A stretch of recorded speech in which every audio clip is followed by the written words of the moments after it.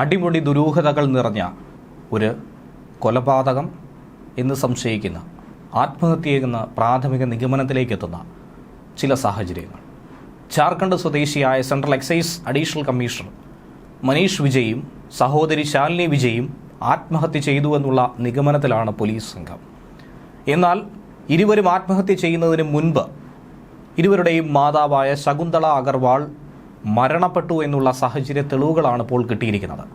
ഇരുവരും മരിച്ച ദിവസമല്ല, അതിനും ഏതാനും ദിവസങ്ങൾക്ക് മുൻപേ തന്നെ മാതാവ് മരണപ്പെട്ടു, അതോ കൊല്ലപ്പെട്ടതോ, ഇങ്ങനെയുള്ള സംശയങ്ങളാണ് ഇപ്പോൾ ഉയർന്നു കേൾക്കുന്നത്.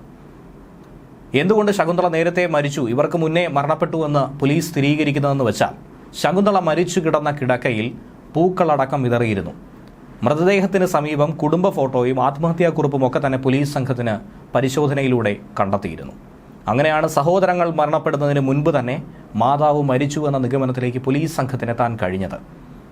ഏറ്റവും ഒടുവിൽ ആരായിരിക്കും മരിച്ചിരിക്കുന്നത് എന്നുള്ള ഒരു സൂചനയാണ് പോലീസ് ഇപ്പോൾ തേടിക്കൊണ്ടിരിക്കുന്നത്. അതിൽ കൊലപാതക സാധ്യതയടക്കം ഒരുപക്ഷെ പോലീസ് സംശയിക്കുന്നുണ്ടായിരിക്കാം. അമ്മയുടെ തലയിൽ മുറിവുണ്ടെന്നും അങ്ങനെയെങ്കിൽ ആ മുറിവിന് പിന്നിൽ അസ്വാഭാവികമായി എന്തെങ്കിലും ഉണ്ടോ എന്നുള്ള കാര്യവുമാണ് പോലീസ് പരിശോധിക്കുന്നത്. മനീഷും ശാലിനിയും മരിച്ച സാഹചര്യത്തിൽ യഥാർത്ഥ വസ്തുത എന്ത് എന്നുള്ളത് കണ്ടെത്തുന്നതാണ് പോലീസിനെ സംബന്ധിച്ച് ഏറ്റവും വലിയ വെല്ലുവിളിയായി മാറുന്നത്. മനീഷിന് 43 വയസ്സും ശാലിനിക്ക് 51 വയസ്സും മാതാവായ ശകുന്തള അഗർവാളിന് 82 വയസ്സുമാണ് ഉണ്ടായിരുന്നത്.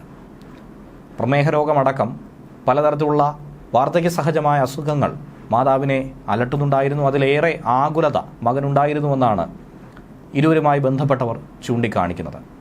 സൗമ്യ സ്വഭാവക്കാരനായിട്ടുള്ള, എല്ലാം ഒളിച്ചു വെക്കുന്ന തരത്തിലുള്ള, അധികം ആരോടും വലിയ ഇടപഴകലൊന്നും തന്നെ ഇല്ലാത്ത ഒരു കുടുംബം. ബാഹ്യ ഇടപെടലൊന്നും തന്നെ ഇതിൽ സംഭവിച്ചിട്ടില്ല എന്നാണ് പോലീസ് പറയുന്നത്.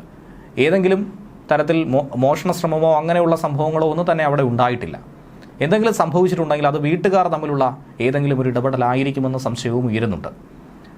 എന്നാൽ ഇതിനിടയിൽ ജാർഖണ്ഡിലെ വീടിൻ്റെയും സ്ഥലത്തിൻ്റെയും രേഖകൾ, സ്വർണ്ണാഭരണങ്ങൾ, കാറ്, ബാങ്ക് സംബന്ധമായ രേഖകൾ ഇതൊക്കെ തന്നെ ഒരു ഫയലിലാക്കി വെച്ചിട്ടുണ്ട്.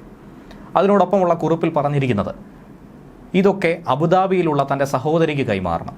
അവളുടെ പേരും ഫോൺ നമ്പറും ഇതോടൊപ്പം തന്നെ കുറിക്കുന്നുവെന്നാണ് കസ്റ്റംസ് ക്വാർട്ടേഴ്സിൽ മനീഷ് വിജയ് ആത്മഹത്യാക്കുറിപ്പെന്ന രീതിയിൽ പോലീസിന് ലഭിക്കുന്ന കുറിപ്പായി കണ്ടെത്തിയത്.